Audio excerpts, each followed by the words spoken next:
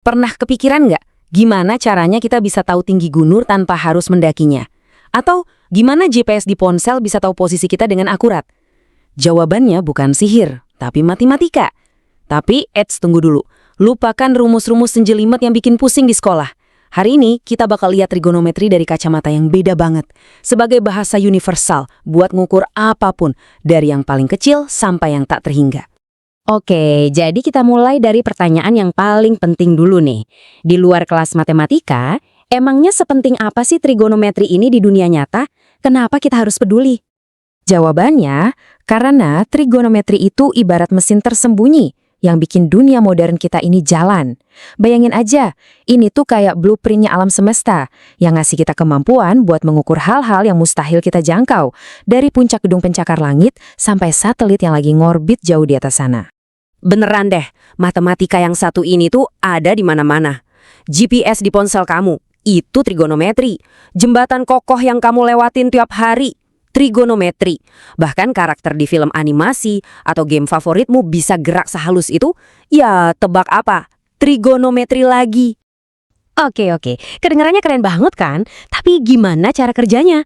Nah, rahasianya itu ada di bentuk yang sederhana banget, yang udah kita kenal dari dulu. Segitiga siku-siku. Kelihatannya simpel, tapi kekuatannya luar biasa. Biar kita bisa pakai kekuatannya, kita harus kenalan dulu sama 3 pemain utamanya, sisi-sisi dari segitiga itu sendiri. Dan yang bikin seru, peran mereka ini nggak statis loh, bisa ganti-ganti, tergantung dari sudut pandang kita. Oke, yang pertama kita punya bosnya nih, sisi miring atau hipotenusa. Dia ini sisi yang paling panjang dan posisinya itu harga mati, nggak bisa diganggu-gugat. Selalu di seberang sudut 90 derajat. Anggap aja dia jangkar dari segitiga ini. Terus ada sisi depan. Nah, kalau yang ini posisinya relatif, tergantung kita lagi lihat dari sudut mana. Gampangnya sisi ini tuh yang ada persis di depan mata kita, di seberang sudut acuan kita. Dan yang terakhir, tentu aja, sisi samping. Gampang ditebak kan?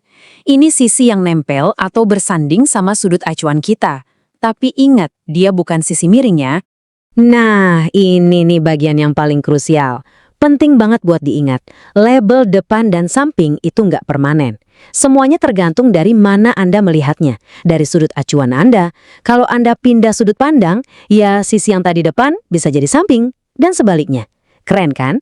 Justru fleksibilitas inilah yang jadi sumber kekuatannya. Oke, pemainnya udah kenal semua. Sekarang saatnya kita belajar bahasa rahasia mereka. 3 rasio paling dasar.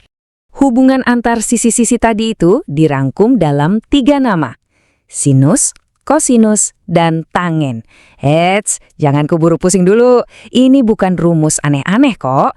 Cuma perbandingan simpel yang bisa kita hafal pakai jembatan keledai super gampang. Demi, sami, desa. Ini kuncinya. Pertama, sinus. Itu singkatan dari depan per miring. Demi, simple. Kedua, kosinus. Ini samping per miring. Sami. Gampang kan? Dan terakhir, tangen. Itu depan per samping atau desa. Udah, itu aja.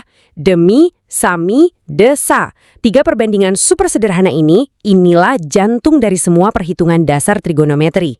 Oke, kita udah punya alat-alatnya. Sekarang gimana cara pakainya di lapangan? Nah, ada protokol 5 langkah sederhana buat membedah masalah apapun di dunia nyata. 5 langkah ini adalah resep rahasia buat ngubah masalah yang kelihatannya ribet jadi soal segitiga yang bisa kita selesaikan. Kita mulai dari kumpulin data, cari tahu tujuannya, gambar sketsanya, pilih senjata yang tepat, baru deh hitung jawabannya.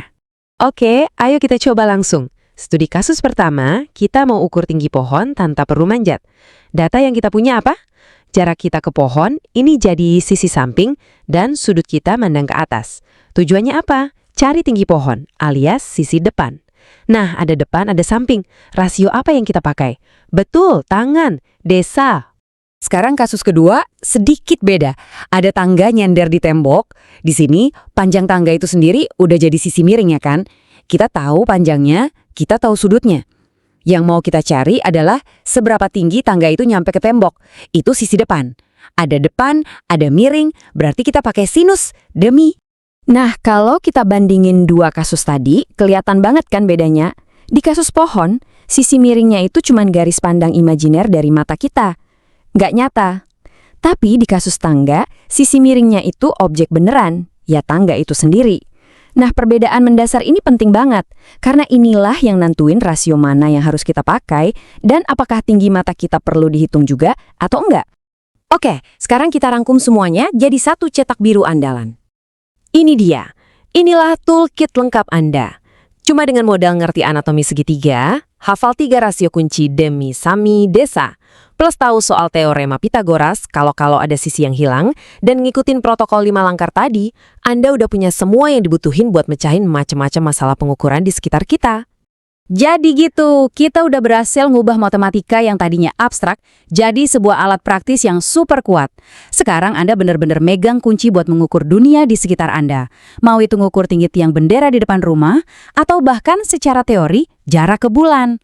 Pertanyaannya sekarang udah bukan lagi gimana caranya, tapi setelah ini apa nih yang bakal Anda ukur pertama kali?